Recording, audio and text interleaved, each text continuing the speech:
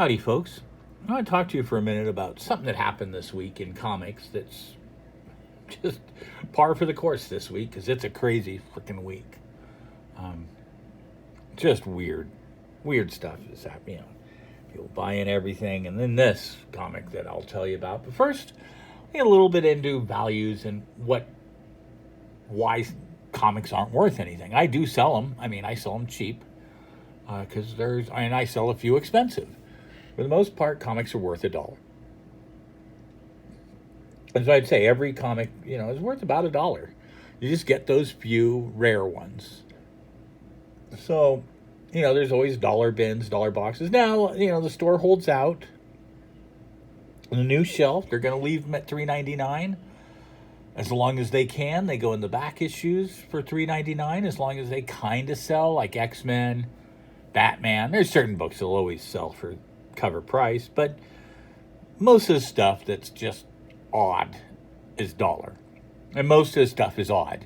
Most of your not uncanny X-Men, but maybe like X-Force Omega 300 or something. I don't know, I made that up, but they're just going to keep, once they get to about the 100th X-Men title that month, they're pretty worthless books. They're not good. Anyways, I bought a Comic Tom 101 mystery mail call, which you may have seen if you watch my channel. I'm going to buy another. I just got the notice it was sent this weekend. So I'm looking forward to it. It'll be fun. I'll tell you why I bought it, but I was looking for other mystery mail calls to buy because it was a fun thing to open up, and I felt I got my money's worth. And I looked up a whole bunch. There was one called Forbidden Geek. And this guy, I went to this guy's videos to watch him open up one to see if they're worth it. And to me, in the end, it was like $25, $30. You get half a dozen comics and like one value item. And the value item was a Funko Pop. And the comics were, like I said, dollar books.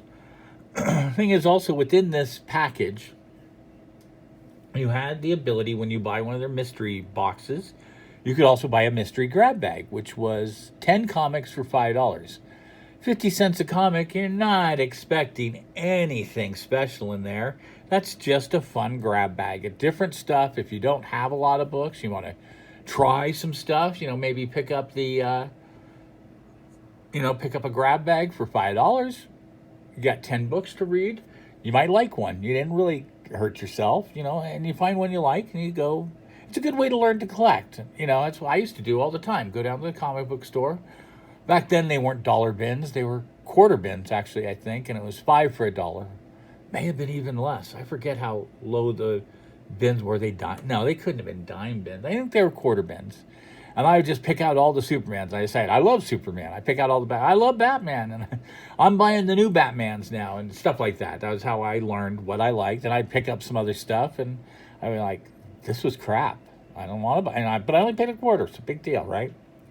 And at the time, books were $1 or so. It was 65 cents, I think, maybe $1, 75 cents.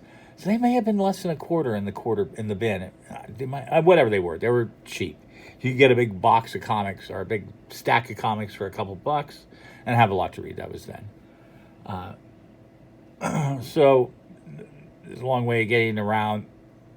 And a friend of mine bought a grab bag of 10 comics for $8. He wondered if he got a good deal. He got a fine deal. It was less than $1 a comic. Some stuff to read. I know he got all horror stuff. He got a Vampire Lestat. Read that. You like it? Go find the other Vampire Lestats. You're on your way.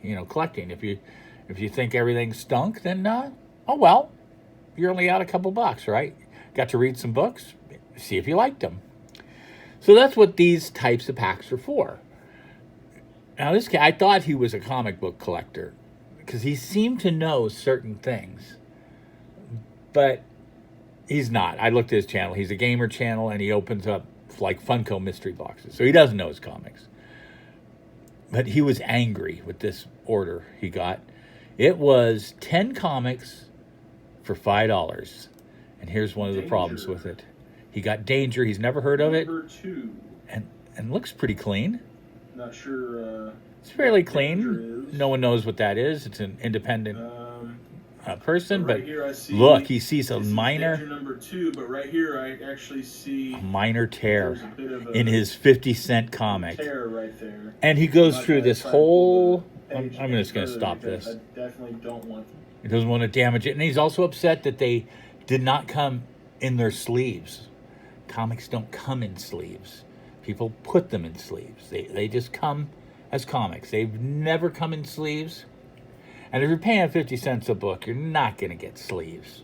I mean, a sleeve is, what, a dime or so, but not a lot. But still, at 50 cents, you're not giving away a dime extra, you know? And he was upset about that. And then the one that really cracked me up, he got a Two-Gun Kid.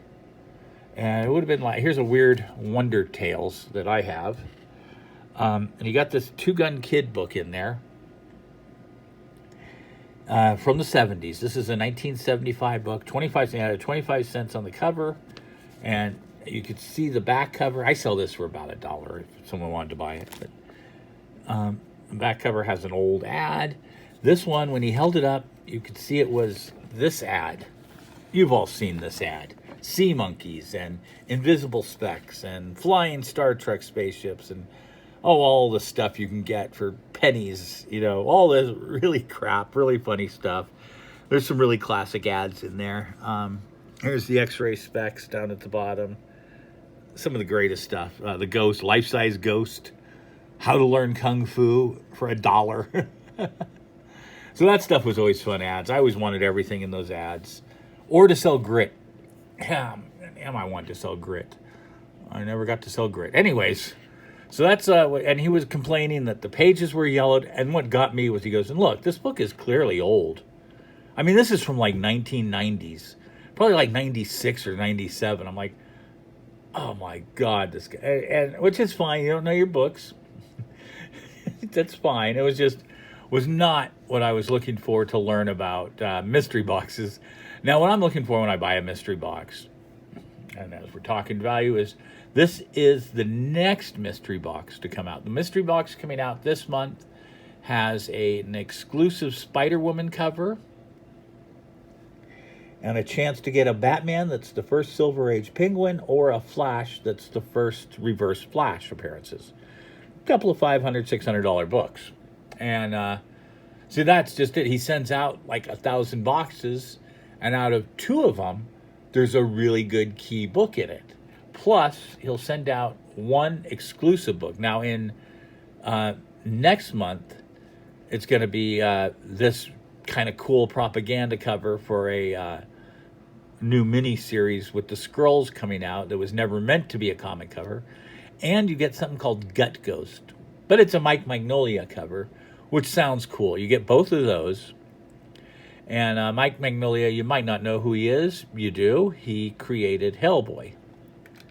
And you get a print in the next one. It's a really cool Catwoman print. This is a pretty nice Spawn print. The print I got before was a Wolverine print, which I was not overly impressed with, but yeah, it was okay. And then you get chances to get a Giant Size X-Men #1 in 6.5, a Spider-Woman #1, an Avengers, which is the first appearance of Taskmaster, or the Avengers with the first appearance of Red Guardian. The Red Guardian and Taskmaster both being in the Black Widow movie whenever that comes out, when theaters are open again. So that's a pretty cool box. I'll get that one too, because there's 4 shots. So you get a what? 1 in, I guess he sends out about 2,000. So you got a 1 in 500 shot at getting a pretty expensive book. And it seems like the rest of the stuff in there is fair. I mean, I don't know about that one, but I think Gut Ghost is fairly popular in the indies. I think between the 2 of those books, I can sell them for the what is it, 33 plus $5.99 shipping, so $40, $38. I can probably get 15 to 20 for each of those books. So whatever else is just kind of fun, you know. So I'll do it. It's just kind of a way to play a lotto when one of the squares is guaranteed your money back, is how I look at it. And that's what this is. Now let's get on to what is really, why and that's how you tell value. The other books are going to be dollar books. I know that. You get a few, and some, every once in a while they throw in something kind of cool, but it's pretty much dollar books. You might get a $5 book or something. So here's what happened this week. This issue of Spectacular Spider-Man, I sold a copy of this for $1 back in 2017. This book came out in 1991. Now, all this was a long way to get here, to tell you why books have no value. Why do they go up? There's no reason this book is selling for what it's selling now. No real good reason. It's not the first appearance of a popular character. It's not a major event. It's not a major death. It is the first appearance of a character we never see again, and her name is Corona. So people are paying up to $50 for this book now. That's it. Her name is Corona. She has like heat powers. She doesn't have, the fact that Mary Jane is sick on the cover, but that's not related to the villainess. It's kind of funny. Just because of what's going on, people decided they needed, I don't know if they're buying it as a speculation book to go up in value, or if they just are hung up on, as buying it as a moment in time. Which seems about right, because there's no way this book is going, 2 months from now, this book's going to be back to $1, Maybe I might hold for a few months. 2 years from now, this book's going to be worthless, absolutely worthless. So anyways, that's a weird thing that's happened this week in these weird times that we're living in. A little different than seeing a Safeway with empty shelves, or hearing someone whine about not being able to go get their toilet paper and they're all freaking out. Just something else that's weird happening now because it's weird times. Anyways, take care. Like I say, we'll all get through this. We won't get through this together. We'll all get through this separately from at least 6 feet apart. And, if I see you, I'm not going to hug you. I'm not going to kiss you. I just might wave to you.